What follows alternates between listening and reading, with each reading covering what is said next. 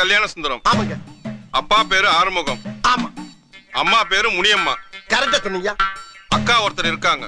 ஆமா. வயசு 47. கரெக்டா சொன்னீங்க. பேரு காயத்ரி. அக்காவுக்கு ஒரு மகன் இருக்கான். ஆமா. பேரு கௌதம். கௌதம். வயசு 27. ஆமா 27. உன் வீட்டு விலாசம் சொல்றேன் கேட்டுக்கோ. சொல்லுங்கயா. 3வது குறுக்கு தெரு, லேக் ஏரியா, பல்லூர் கோட்டம், எதிர்ப்புறம். டோர் நம்பர் ஐயோ பழசு 13, புதுசு 32. ஆமாங்க. மேல சொல்றேன் கேட்டுக்கோ. சொல்லுங்க.